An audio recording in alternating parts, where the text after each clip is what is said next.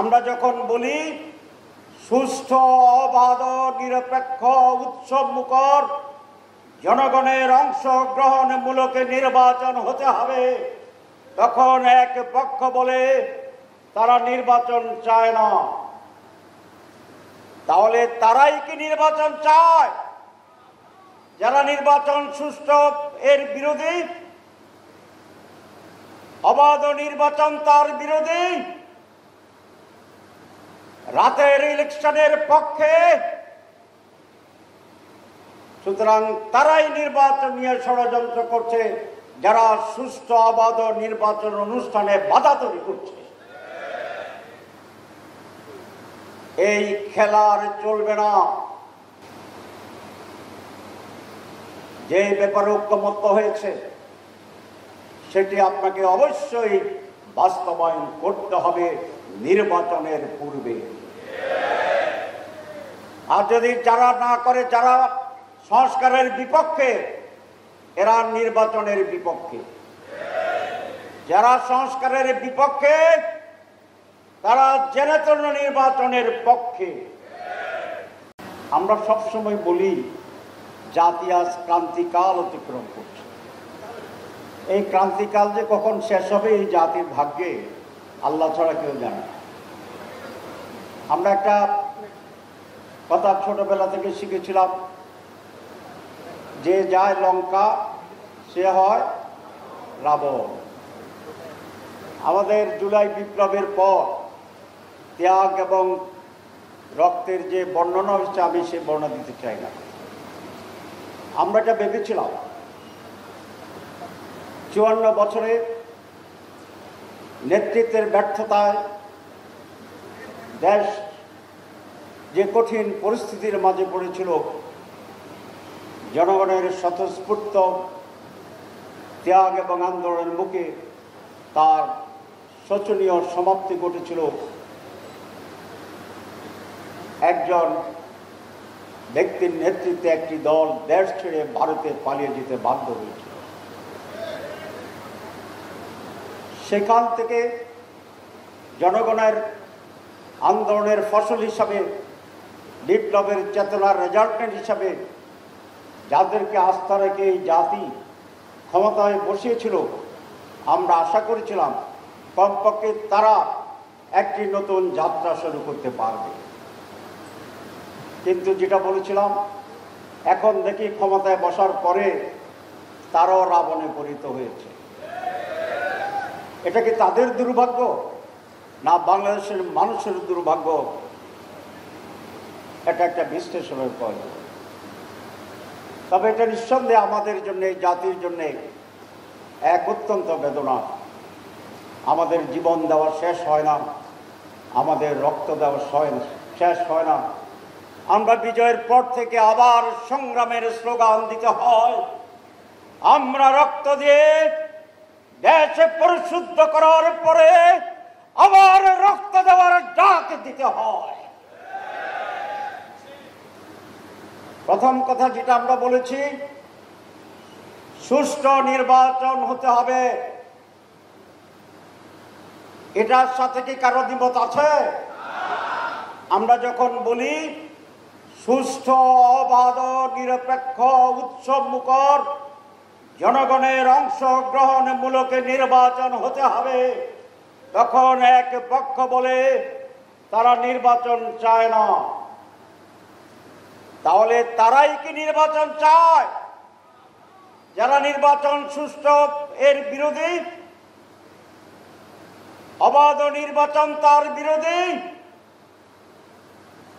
রাতের ইলেকশনের পক্ষে, সুতরাং তারাই নির্বাচন নিয়ে ষড়যন্ত্র করছে, যারা সুষ্ঠু অবাধ নির্বাচন অনুষ্ঠানে বাধা তৈরি করছে। এই খেলা আর চলবে না। 2, আমরা বলেছি রিফর্ম করতে হবে, সংস্কার করতে হবে।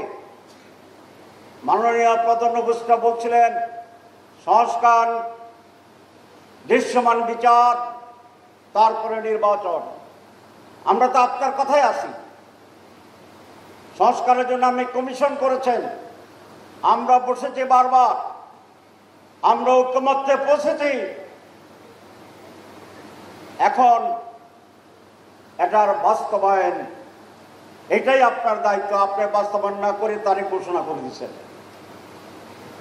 ভালো।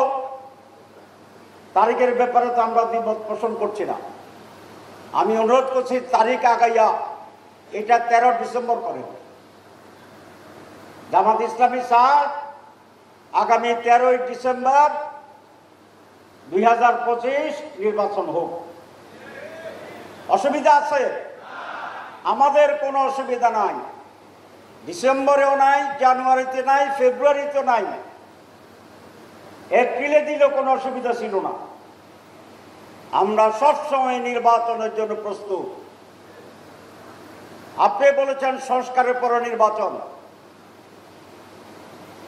তাহলে এখন সংস্কার নিয়ে টাল বাহানা কেন? আমরা কি 30 দিন চড়ুইবাতি খেলতে গেছিলাম? এটা কি হাডুডু খেলা ছিল? খেলা ছিল? আমরা তো সিরিয়াসলি নিয়েছি। আপনি যদি খেলা মনে করে আমাদেরকে এঙ্গেজ করেন, তাহলে আপনি ঠিক করেন নাই। আমারও ভালো শব্দ বলতে পারতাম, কিন্তু সোজা কইতেছি, মাগরিবের সময় হয়ে গেছে।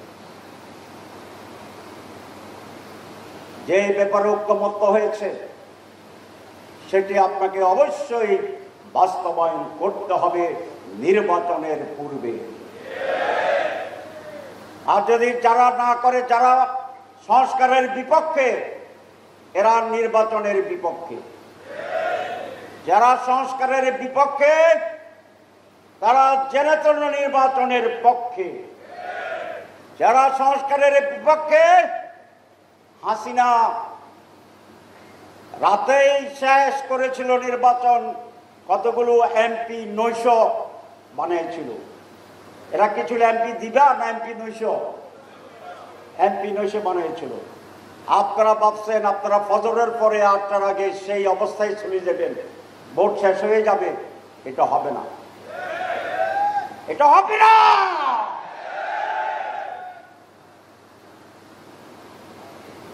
কেন হবে না?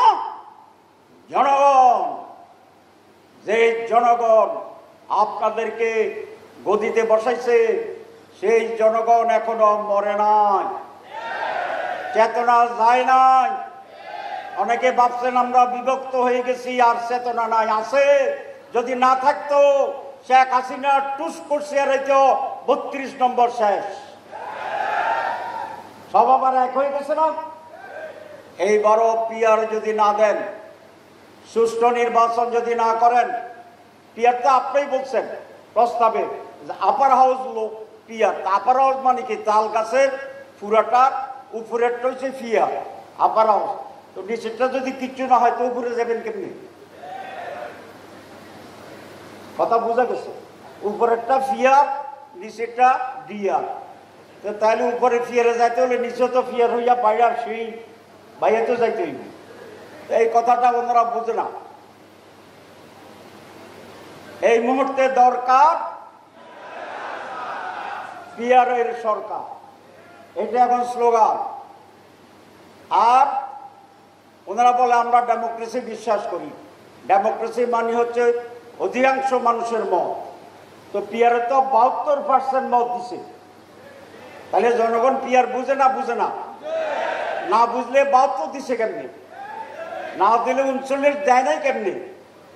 তাহলে বুঝে। তো বুঝে এই তো 71 ভাগ দিছে। তো 71 ভাগ দিলে এটা মেজরিটি, এটা তো গণভোট। গণভোট হয়ে গেছে পিয়ারের ব্যাপারে। আর যদি আইনি ভিত্তিতে টানে, এটা গণভোটটা হয়েছে, তবে এরকম হয়েছে যেরকম এই সরকার আপাতত সংস্কার হয়েছে বলতেছে, গণভিত্তি হয় না। পিয়ারও হয়েছে, সংস্কারও হয়েছে, দুইটার কোনো আইনগত ভিত্তি হয় না। এই জন্য পিয়ারকেও গণভোটে দেন, সংস্কারকেও গণভোটে দেন, নির্বাচন কয় তারিখে হবে এটাও গণভোটে দেন। সবটা মিলে একটা প্যাকেজ গণভোট করেন। জনগণ যাহা বলিবে আমরা তাহাই মানিয়া নিব। আমরা কি ডেমোক্রেসির কথা বলছি না স্বৈরতন্ত্রের কথা বলছি? ডেমোক্রেসি। আর যারা মেজরিটিকে না মেনে ক্ষমতায় যেতে চায় এটার নাম কি? ফ্যাসিবাদ, স্বৈরাচার। আমাদের বন্ধুরা যখন বলে যে আমরা ক্ষমতায় গিয়ে এটা পূরণ করব, তখন আমি খুব ভয় পাই। কেন ভয় পাই? আপনারা যে ক্ষমতায় যাবেন এই গ্যারান্টি পাইলেন কোথায়? এই গ্যারান্টি তো হাসিনা পাইছিল। হাসিনা আগেও জানতো ভোট ছাড়া আমি এমপি, আমি সরকার, সেটা সেজন্য সে আগে বলে দিতে 41 পর্যন্ত সে প্ল্যানিং ঘোষণা করে দিছে। তাহলে আপনারা যে যাইবেন, যাইয়া করবেন, এই গ্যারান্টি কোথায় পেলেন? এখানে ষড়যন্ত্রের গন্ধ পাওয়া যায়, একটি ব্ল্যাক পরিকল্পনার গন্ধ পাওয়া যায়। যেন তেনভাবে ভোট কেটে নির্বাচন হওয়ার আর একটি গন্ধ পাওয়া যায়। আপনারা যাবেন, প্রথম আমারও একটা সন্দেহ ছিল, বোধহয় যাইতেও পারে। এখন কতগুলো সার্ভে হয়েছে, সার্ভে বুঝেন, জনমত যাত্রায় একটি সানের নামে সার্ভে কমিটি বলেছে তারা 42, আমরা 32। 3 মাস আগে, সর্বশেষ 2 সপ্তাহ আগে ব্রাকের একটা সার্ভে হয়েছে, এটাতেও তাদের গণনামূলক ফাইলে আমাদের 1-2 পয়েন্ট কমায়। তারা বলছে তারা 12, আমরা 10.5, 10.47। আগে পার্থক্য ছিল 10%, এখন পার্থক্য কত হয়েছে? 1.5%। 100 ভাগ করলে 3%, তো ব্যবধান কমতেছে না বাড়তেছে? মাত্র 1.5% পার্থক্য হয়েছে। আরো 5 মাস আছে, আরো অনেক সাদাবাজি আছে, আরো অনেক দখল আছে, আরো অনেক পাতা দিয়ে মানুষকে জীবিত মারি ফেলা আছে। এগুলোকে হইব না হইতো না? সম্ভাবনা আছে, সম্ভাবনা আছে। পার্সেন্টেজ কমব ইনশাআল্লাহ। তার সাথে এই যে এখানে আসি বলছে সব যদি যোগ হয় তাহলে এখনো প্রায় কাঁধে কাঁধ, সমানে সমান। আর যদি একটা বাড়ে আর একটা কমে, পাল্লা এরকম যাবে। হইতে পারেনি। এখানে আমাদের সেক্রেটারি বলছেন, ওরা বলছেন দেখেন সেরা দেখেন নাম পড়তাম যে একদিক থেকে সব মেজর দল, 7টা মেজর দল আছে। এটা আমার লাস্ট কথা, নোটিশ দিতে হবে না। লাস্ট কথা হচ্ছে 7টা মেজর দল বাংলাদেশে। একটার নাম বিএনপি, একটার নাম জামাত ইসলাম, একটার নাম ইসলামী আন্দোলন, একটার নাম এনসিপি, একটার নাম আমাদের বাচ্চাবাদের ইসলামী খেলাফত মজলিস, 2-3 যেটাই আছে, নেজামে ইসলাম, তারপরে খেলাফত মজলিস, এরপরে বাংলাদেশ খেলাফত মজলিস, এরপরে খেলাফত আন্দোলন, এরপরে গণ অধিকার, এনসিপি। সবগুলা যোগ, শুধু একটা দল বাইরে আছে, সেই দল ভার্সাস আর সব প্রধান দল এক কাতারে। তাইলে তাইলে আল্লাহর রহমতে, বলেন আল্লাহর রহমতে, ইনশাআল্লাহ, আল্লাহর দয়ায়, আল্লাহর ব্লেসিংয়ে এদেশের মানুষের কল্যাণের জন্য, মুক্তির জন্য 54 বছর আমরা স্বাধীনতা ভোগ করতে পারি নাই। সেই জন্য গায়েবী মদদে ইনশাআল্লাহ, আল্লাহর ইচ্ছা, যেভাবে বিপ্লব হয়েছে জুলাই মাসে আগামী নির্বাচনে এরকম একটি পজিটিভ বিপ্লব হবে। এই সবাইকে ধন্যবাদ। শেষ কথা, আমরা যারা পিয়ার চাই, যারা সংস্কার চাই, যারা দুর্নীতিমুক্ত বাংলাদেশ চাই, সবাই মাঠে আবার ঐক্যবদ্ধভাবে, যৌথভাবে আমরা এই দাবি পূরণে সরকারকে বাধ্য করব। আবার একটা শেষ কথা, কিন্তু আমরা চাই না এত রক্তপাতের পরে আবার উত্তেজনা রাজপথে। আমরা শান্তি চাই, সমৃদ্ধি চাই, সমঝোতা চাই।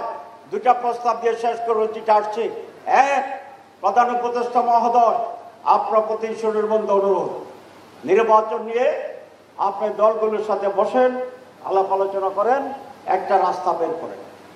আর বিএনপি সহ সকল দলের প্রতি অনুরোধ, মেজর দলগুলো আসেন, আমরা ইন্টার পার্টি দলে দলে ডায়লগ করি, আলাদাভাবে আমরা সকল দিল মিলে রাউন্ড টেবল করি, করে সত্যিকার অর্থে কাঙ্ক্ষিত বাংলাদেশ গড়ার জন্য একটি সুন্দর রাস্তা সমঝোতা আমরা আসি এবং উৎসব মুখর একটি নির্বাচন এই জাতিকে উপহার দেওয়ার জন্য চেষ্টা করি।